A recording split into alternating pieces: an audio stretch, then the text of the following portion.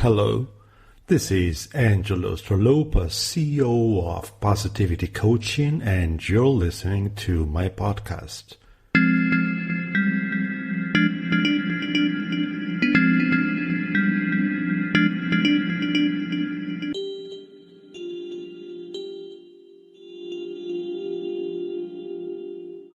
And the third step is actions. By that we mean the collaborative creation of opportunities for continuous learning and for undertaking new actions that lead to the agreed goal.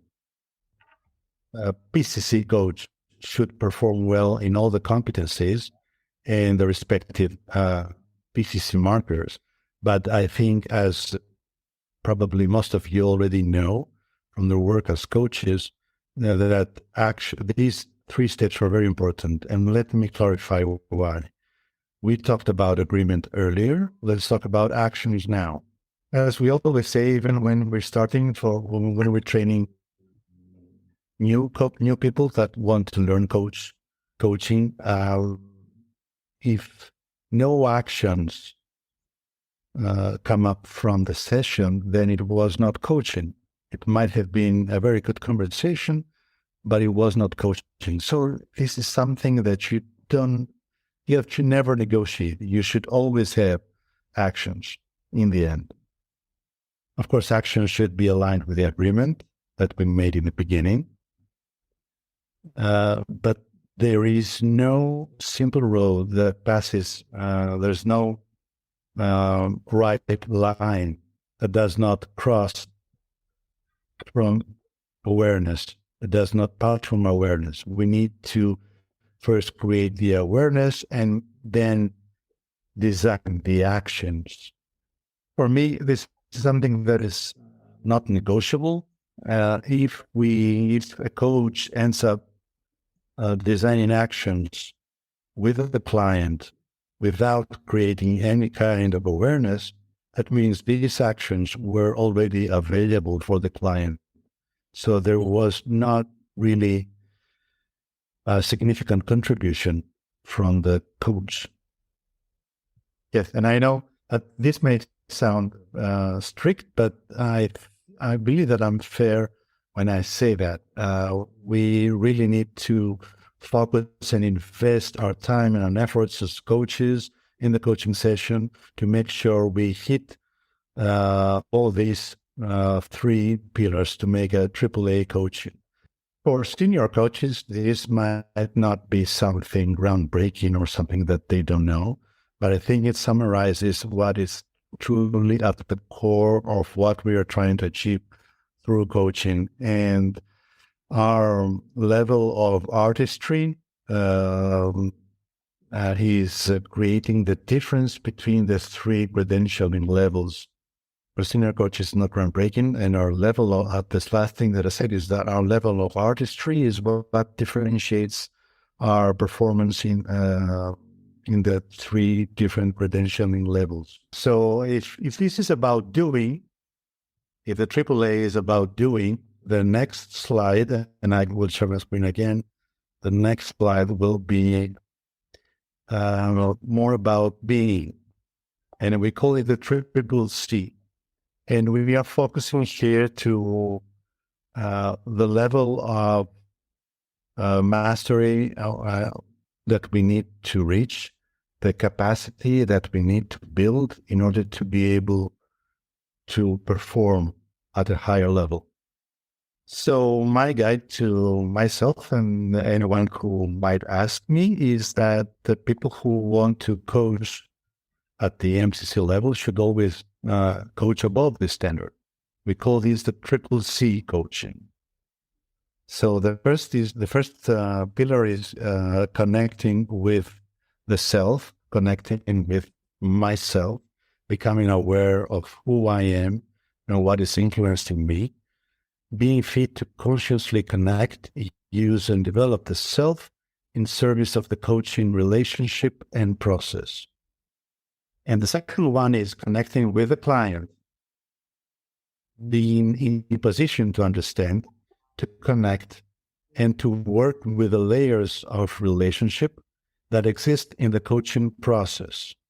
And the third one is connecting with the systems, the system or the systems, everything that is including us, me as a coach, the client, and perhaps whatever is enclosing the coaching process, and the client in his environment, whether it's a live coaching session or somehow a workplace environment, coaching, executive business, or something similar. All these systems are involved. And by that, we mean to be able to recognize, connect, and work with the dynamics of human systems and inspire action for intentional change at any scale and in any context of human interaction. And the reason that I'm seeing through this lens is that I believe that we need to step up to become something that will become more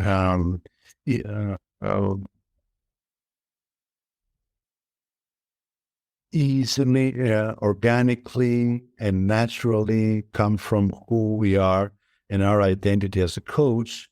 And from that, we'll derive all of the ways that we are coaching, and they will come down to earth, and they will embody in the competencies as we know them. So what do we mean by connecting with the self? There are a number of things. We have included here a small number of those attributes, and we invite you to reflect to others that might be important for you in order to better connect with yourself. So the first of all is described as organic flow. There needs to be a flow in the coaching session, a natural flow, something that will flow out of us organically, that will make the session sound and feel more like a conversation rather than a session. To be able to partner with a client to explore the topic or focus of the session at a level that is meaningful to the client, and to make this conversation in a flexible and natural and gentle manner. Now, the second one is the absence of models and tools. That might be a challenge. So at this level, we don't need to and don't have to base our coaching in any specific models and tools.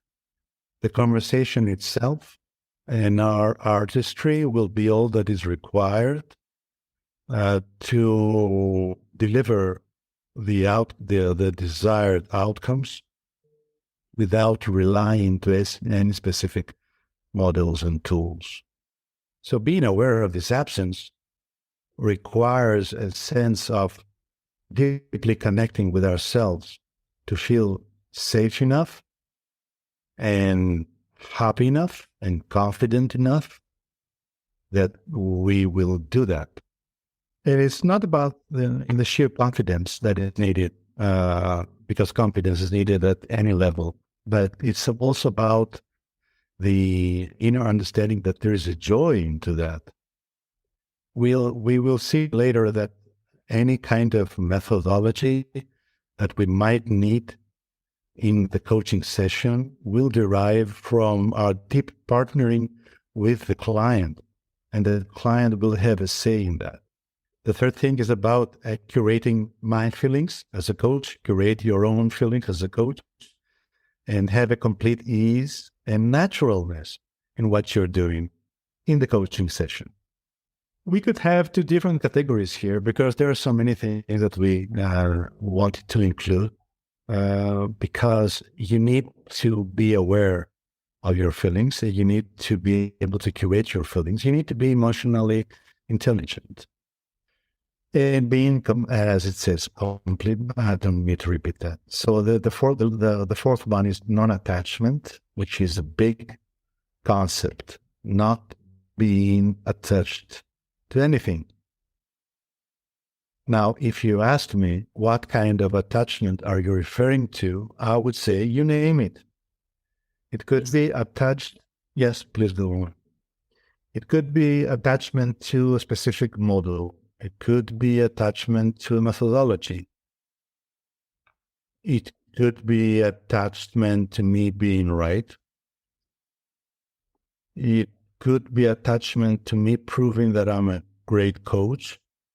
And the last bubble here is to create own personal and professional development. And I'm sure this is not the first time that you're listening to this. For everyone that has started being a coach, and this is in the code of ethics. But then again, it appears that it's not the case for everyone. So this is why I'm emphasizing it. It appears that this is not the case for everyone. This is not something that everyone is really upholding. What I mean by that is that there are some people that think when they reach a certain level that there is nothing left to learn, or that they don't need anything more. This is not the way that I see it. I believe that there are always new trainings that we can attend. And there are always supervision to be engaged with. Let's think about this. We ask coaches at all levels to have genuine curiosity. So we should embody that genuine, being genuinely curious about anything, about new ways that people can thrive. So let's move on to the next slide, because I believe that this is a big conversation, and I just want to trigger your curiosity here. So the next slide is about connecting with the client. Thank you, Bella. So first of all, being intentional about own intention, and also being aware of how you're entering the session, how you're entering the coaching space, how you're connecting with the client. Thank you. And the next one is invest on depth and breadth of insights and growth. So this is linked with 7 and 8, as we saw in the AAA, the actions and the awareness, but we named it insights and growth because it's important to produce really important insights, really significant awareness, not just any awareness, probably a transforming kind of awareness. And the next one is orchestrate the energy in the field. I used to say in the past that when you're entering a coaching session, there are 3 entities that are in the room. It's the coach, it's the client, it's the coaching relationship. So how do you invest yourself, and how do you organize or orchestrate the energy, the way that the other perceives you, all the feelings, the intentions, and all the things that are more subtle that really play a role. The next one is no agenda for the content. We know that for beginner coaches as well, but it's always good to remind us that to ourselves. We don't have any particular intention or agenda or attached to any particular outcome or where we want to, what is the result or what is the direction. And building on that, we add no agenda for the process. No agenda for the process. We have no particular intention, no attachment on, we have nothing that we have prepared already before we came to the session on how we will run the process of the session. All agendas must come from the client. The agenda of the session, what is establish the agreement and maintain the agreement, the content of our discussion, and the way that we will work together as well. Moving on to the third C, connecting with the systems. As we said earlier, depending on which are the systems here. So we should ask ourselves, what is the sponsor impact? Being mindful of the collective experience, how does our coaching interventions, coaching sessions affecting the experience of the organization? And we need to take into account the PESTLE analysis, the acronym, meaning political, economic, social, technological, legal, environmental. Having agility, regularly engage in supervision. We emphasize supervision here with the systems because the more complex the system, the more important, helpful, supportive supervision will be for us. And being mindful of the stakeholders, of the impact that coaching might have on stakeholders, of the expectations that the stakeholders might have from perhaps not the coaching, but the work of the client. And finally, commit in exploring ethical dilemmas in a community of practice, for example. I have found this is very, very helpful, being aware of the different ethical dilemmas you might face or a colleague might face. I have found this very helpful as it makes us much well prepared into understanding even the existence of ethical dilemmas. I have deep respect of this work, and I have found that it's very, very supportive. You never know which dilemma will knock on your door. Thank you very much.